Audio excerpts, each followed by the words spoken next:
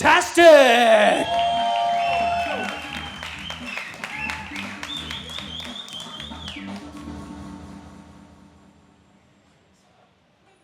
When you do comedy, you always want the act before you to do well, to warm up the crowd, but not too well so they overshadow you.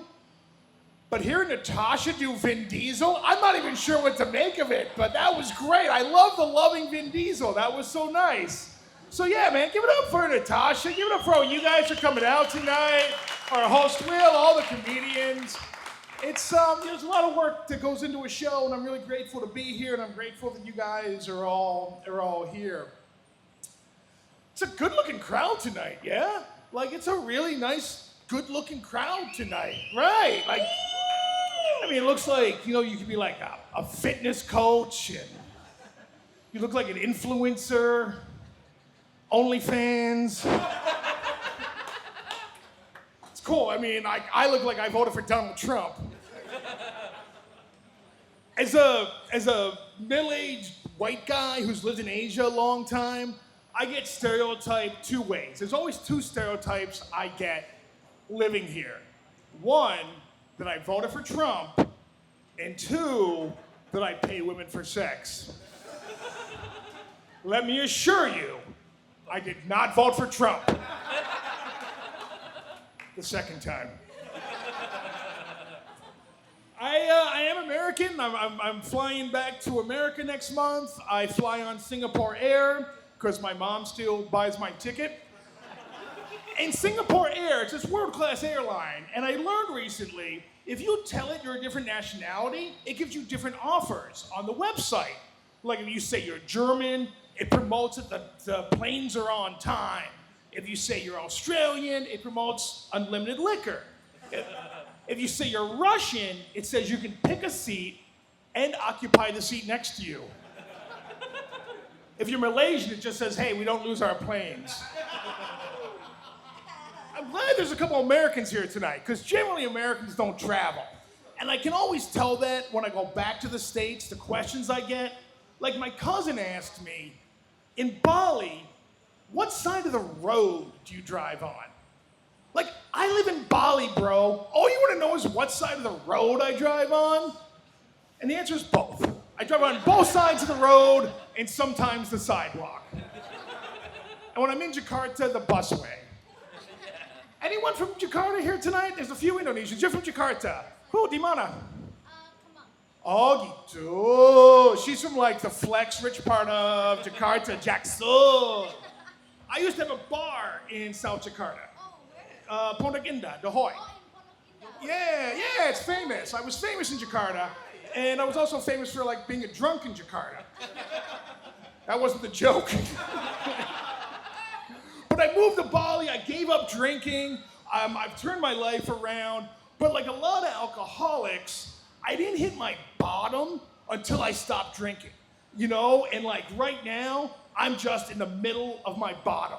Like this morning, I went to yoga, then I ate a salad, I'm going to church to meet women. I got an ad today on Instagram for an STD clinic, and I was so flattered. You think I'm getting laid in Canggu? Like I want to go to the clinic now just to flex. It's totally a good place to meet somebody who's also so sexually active. Yeah, right. I wish I was joking. I was dating this one woman for a little while here, and I was really into her, and I thought things were going great. And then all of a sudden, she just stopped messaging me. And I was hurt. I was devastated. But then I ran into her friend, and her friend told me the girl I was hanging out with died. Right. I thought she ghosted me. But this is so much better for my self-esteem. She was 38. Now, a woman's sexual peak is 38. A man's sexual peak is 18. Spoiler alert, I'm not 18. So to satisfy her, I had to do things, like things that I'm not proud to admit. Like things I have a hard time admitting to other guys, let alone God. Like to satisfy a 38-year-old woman, I had to do the laundry, wash the dishes, leave her alone on the weekend. And now that's why I'm going to Bible study. Okay, this is more for the Indonesians, but you know, in Indonesia, the only Christians in Indonesia are Chinese Indonesians who happen to be the wealthiest people in the country, and they're from eastern Indonesia, like Papua, which is the poorest part of Indonesia. So at church, all the women are either dentists or they're missing a couple of teeth.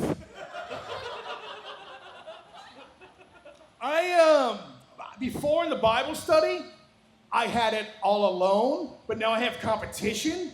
This guy's in my Bible study. Here's my unpopular opinion. My unpopular opinion at church. I love God because God is love. And I love the Holy Spirit because that's that spirit that unifies everything in the universe, like when you're on shrooms. Oh yeah, that's good. But Jesus, wow, can we say Nepo baby? Nepotism baby, if you don't know. Nepotism baby is when someone's famous because their father's famous. You know, like think like Jaden Smith. And like, you know how annoying Jaden Smith is? Now imagine like how annoying Jesus must have been. Like, what are you gonna do? Kill me? My dad's just gonna bring me back to life.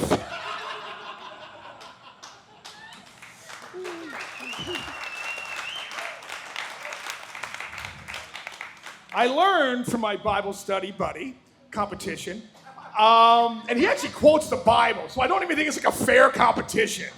But I learned from him, and he said to me, look, there's a word for someone like you, for someone who believes in God and the Holy Spirit, but not Jesus. And that word is Jew.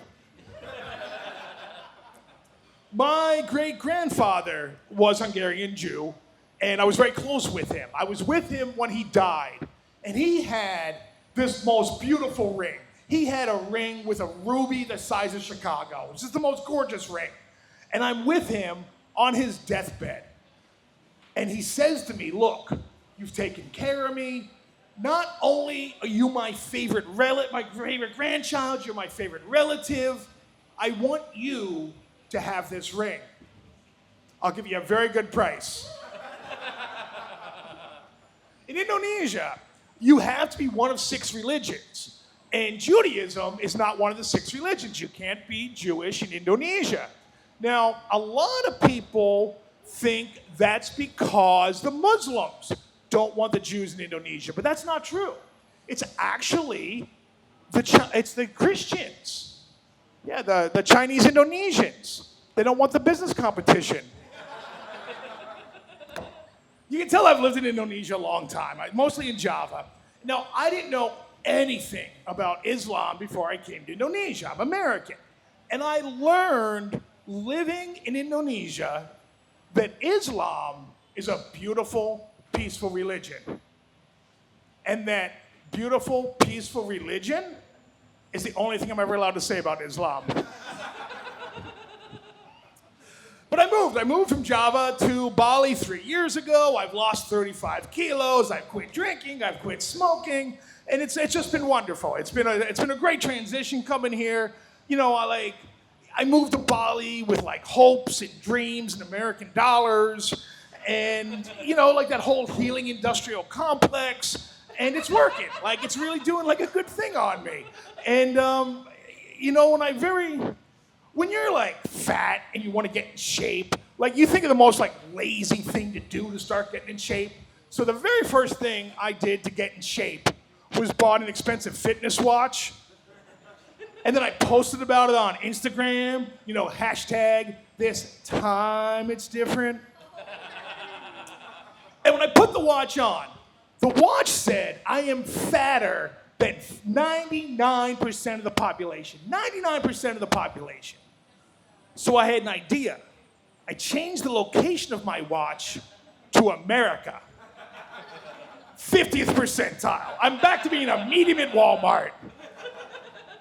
Now at the time, I was dating this girl, and she wanted me to share the bio data for my watch with her. And I was touched. Like, if a woman wants to know my bio data, like, that's love. Like, she cares about me. No.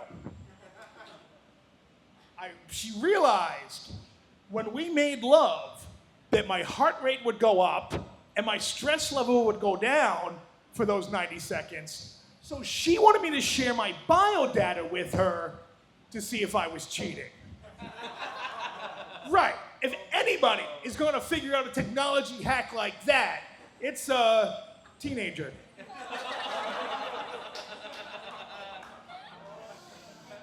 It's a joke. Just to clarify, just in case there was any questions about that. But when I told my Indonesian girlfriend that joke for the first time, she was pretty angry. And I'm like, hey, like, you know, don't blame me. You're the one who looks like you're 17. And now that's her favorite joke. Because you know when you're 14, you're always trying to look older?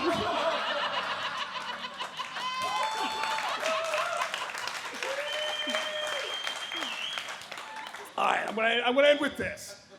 I find this fascinating about doing comedy specifically in Bali. That on stage, white people don't believe a word I say. But Indonesians think everything is true. So when I tell jokes about, like, you know, paying hookers for sex, you guys know I'm joking. The Germans do not think I'm joking. They're like, we know your type. Why don't you just wear some socks with those Birkenstocks, Fritz? But Indonesians, every time I do a joke about being a sugar daddy, an Indonesian woman would come up to me after the show and say, if only you were taller. All right, terima kasih banyak. Thank you guys so much. Back to your host, William.